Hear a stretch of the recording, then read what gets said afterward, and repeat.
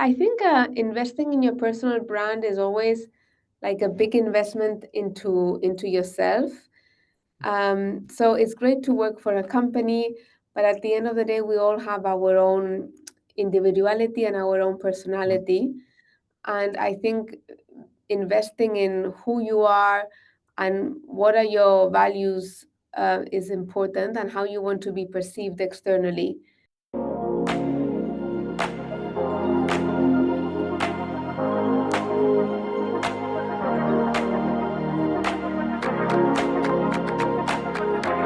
Hi, Natalia. Good day. How are you doing?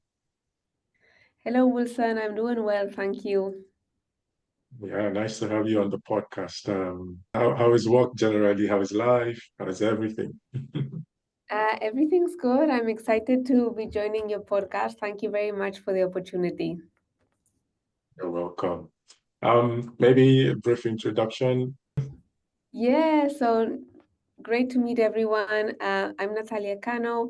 I work at Google. I lead brand and reputation for the APAC region, but I'm also a career coach, and I founded LookInside, which is all about helping people navigate change in their career and find their dream job. Good. Thanks for that. Maybe let's start with look inside. What was the motivation for that? Was it something that happened spontaneously, or was it something you always wanted to do? Oh, it's a great question. So basically, the main reason why I decided to found Look Inside is because I navigated many changes in my career. I changed roles several times, and I thought I could help others do the same, especially because I've had a lot of experience with being stuck, not knowing what to do, being also afraid of change, and very overwhelmed by all the different career decisions that you could make. So I thought I could help others go through the process that I did and I went through in order to gain clarity and find the confidence to make those pivots in your career. Because I think it's so important, right? We spend, I think it's like one third of our life at work. Yeah. So that's an incredible amount of time. And I think there's little doubt that your job has a huge impact on your happiness, on your quality of life. And when you look back at your life, you want to remember your career as something that brought you feelings of joy instead of regret. So I want to make sure that everyone has that opportunity to thrive in their career and go to work every day having that sense of accomplishment. Good.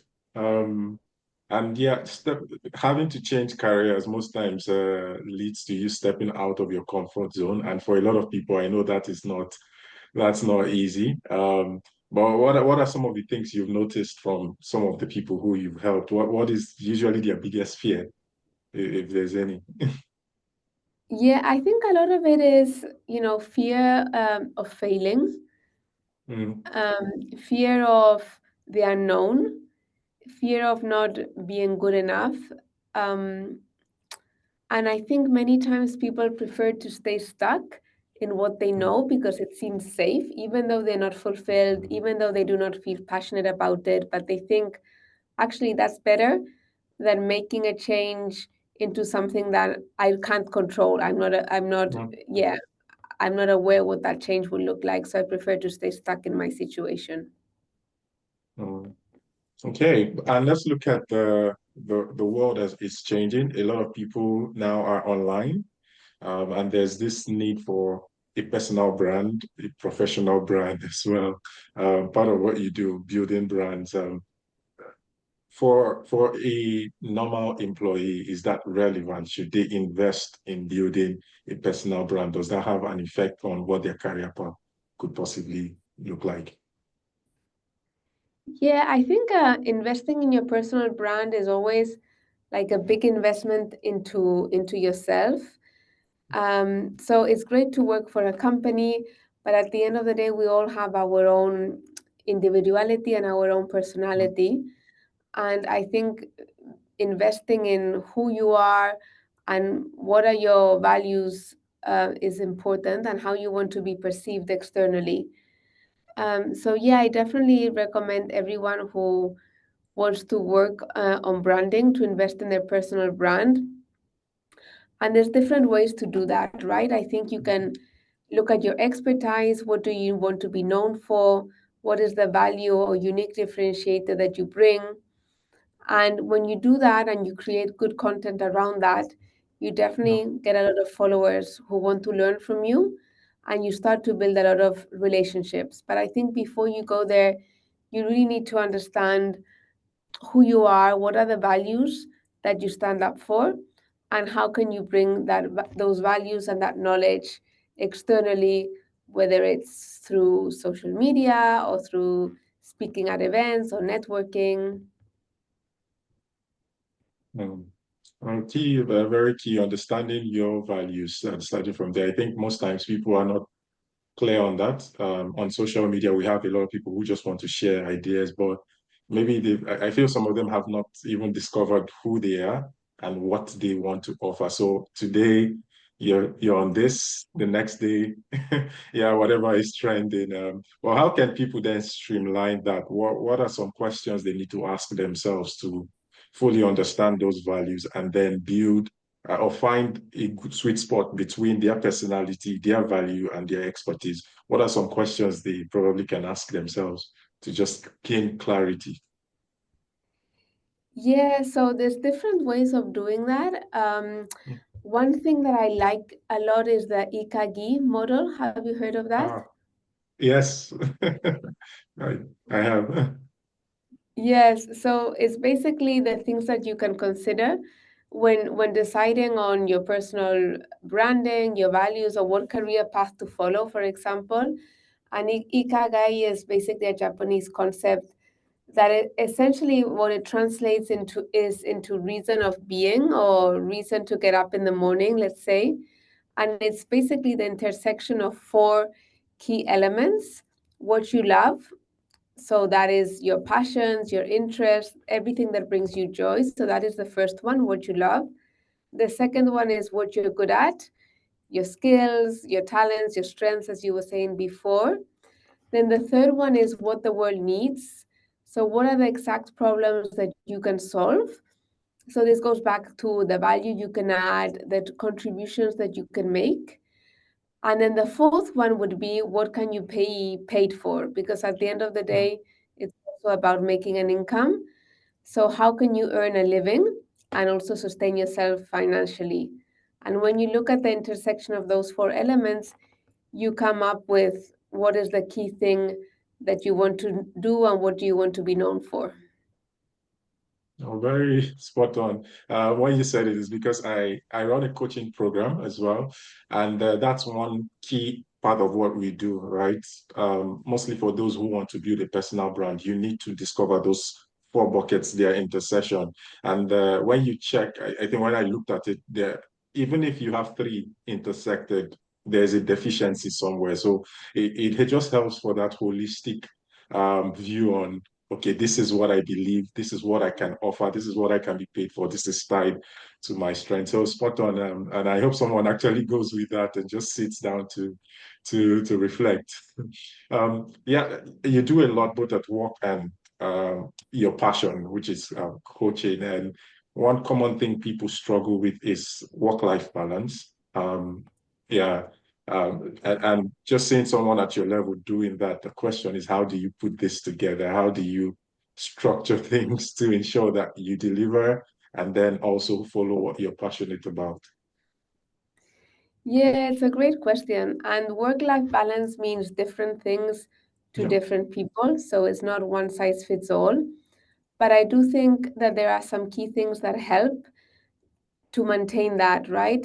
And I would say the first thing is to have very clear boundaries. So in my case, for instance, I have no meetings on Friday and I avoid working late in the evening. I have a family as well. I have three kids, and for me, family time is very precious. Also, I feel if I work late or I have meetings late in the evening, it disrupts my quality of sleep. And yeah, basically, I have no time to switch on. So I'm very clear when people, schedule meetings around my working hours. Another thing that helps is learning to say no. You do not need to be in every single meeting. just because someone invites you to a meeting, it does not mean that you need to be there. So always ask, what is the value that I can bring? Do I need to be there? Can I delegate to someone else?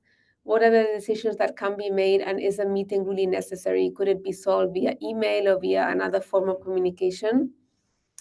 So it boils down to really prioritizing what really matters. You do not need to do 20 things on your to-do list. Doing 3 is as good as it can get. It's better to do 3 really well than 20 mediocre, doing it in a mediocre way or spreading yourself too thin. And then, yeah, I think outsourcing, if you can outsource things that you're not good at, because sometimes we try to do everything, right? Even things that are not our core competence or our core skill set, and there are other people who can do it better than you. Don't be afraid to ask them. Most people want to help. So outsource and delegate if you can. Very good. I like the point you're hitting on. Say no. I think that's something we find very difficult to do.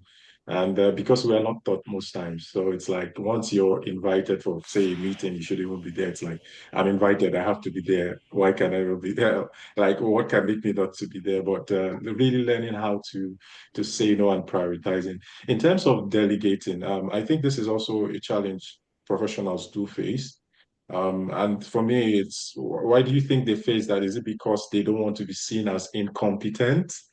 Because it's clear this is not my strongest point, but I still want to show my best self. So, what do you think drives that need to always show up and not delegate, even when it's obvious that is a possible solution? Yeah, I mean, you would think it's so easy, right? To just ask someone to basically do the work, but there's something always stopping us from doing it. And it could be, the fear of it not being as perfect as if you would do it, right? And letting go of that control. But ultimately, that control is that fear. If someone else does it, it won't be as good. It could also mean that if I delegate, I need to invest time into training someone. And sometimes you Mm, think, oh, I might as well just do it myself. It will be quicker in the short term. But we always need to think mid and long term. When you train someone, hopefully the first time it will take time, but then later on it will be more automatic. So I'd say those two things, perfection, the fear of someone not doing it as good as you could do it, the fear of spending too much time training someone. I think those are the ones that resonate the most. Um, yeah, and then I think the fear of missing out. Sometimes we want to be everywhere. So we feel, oh, if I delegate, I'm going to miss out on that conversation or that, opportunity. I want to be across everything. I want to be in demand. yeah. I think the missing out part is it's also yeah, it's a big worry for people because it's like, what if something important happened there and no one tells me about it, no one says anything about it. How do I know what happened? So maybe just also trusting the people you work with. I know that might take a while to build that trust, but if you ask someone to get something done, you should, yeah, trust the person enough to actually do it and then provide the feedback. Um, yeah, and generally, just looking at the different ways your career has gone as well. Like you said, you've had to navigate different roles, and I'm sure somebody's currently in that phase of life as well. There are lots of changes happening across the world, different organizations. What would you say to that person, like experiencing that fear, experiencing that dilemma in what to do next because it comes with anxiety. I've been in a position where I had to also change, and I know how I felt. It wasn't just diverted. So from your experience and your perspective, what would you say to that person right now? Yeah, it's probably something to help the person navigate this season. Yeah, well, I would always tell the person that they should believe in themselves. Don't be afraid of pursuing your dreams. If that's what you really want, it's your passion, everything is possible as long as you believe in yourself. And then you could ask, well, what makes me want to believe in myself? Yeah. And I think it's important to celebrate your wins. Everyone has a track record. I'm sure there's been other moments where you've had that uncertainty or those doubts, but you've proven to yourself that you can do it. So why should it be different this time? Make sure you have a strong support system, Yeah. people who advocate for you, who believe in you, who know it's possible, because sometimes we all need that cheerleader to motivate us and encourage us to take the next step. Um, and then, yeah, invest in yourself, in your skills, in your education, because that is what also builds confidence. When you know you're capable and you've got the right learnings, the right education, the right skills, then you feel nothing is stopping you, right? You feel you can apply Mm. to jobs. But yeah, also networking and building those right relationships are really important. And sometimes we're also afraid to reach out, to, ask for a favor. But if you don't ask, you don't get. So Yeah. I'd always recommend try. You already have a no as an answer. There's nothing for you to lose. And when you reach out and network, try to also make it about how you can help the other person. So it's a win-win Mm. situation. But you'd be surprised how many people would want to help you if they just get the opportunity to do so, right? So don't be afraid Yeah. to ask for help and to receive it graciously. Yeah, indeed. It has to be a symbiotic relationship where it benefits the person and benefits you. But I truly agree with you. Quite a lot of people are willing to help if we are bold enough to ask. But most times we're too scared. And I think working on this podcast as a project has taught me that I've reached out to great guests like yourself. And at first you look at it and you're like, will this person respond? Will this person? Though not everyone does, but most people are actually very cheerful and helpful. And if they don't have the time, they'll say, can we reschedule for some other time? And it just shows how much people are willing to help if we truly ask. Yeah, and I think it's something we should also try to propagate in our jobs in schools because some of these things are life lessons that we're not particularly taught in school. But imagine if we're taught early to be confident, to ask. No doesn't mean you're terrible. No doesn't mean you're a failure. It just might not align with both parties at this time. Yeah, so just buttressing on what you said.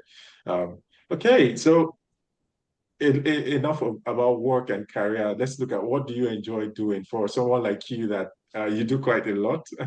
How do you unwind? Because I feel rest is also an essential part. Like you said, you don't joke with your sleep. You try to at least ensure you have a good night rest. But besides resting and sleeping, how else do you refresh? How else do you unwind and just let go of the stress and pressure from work and every other thing?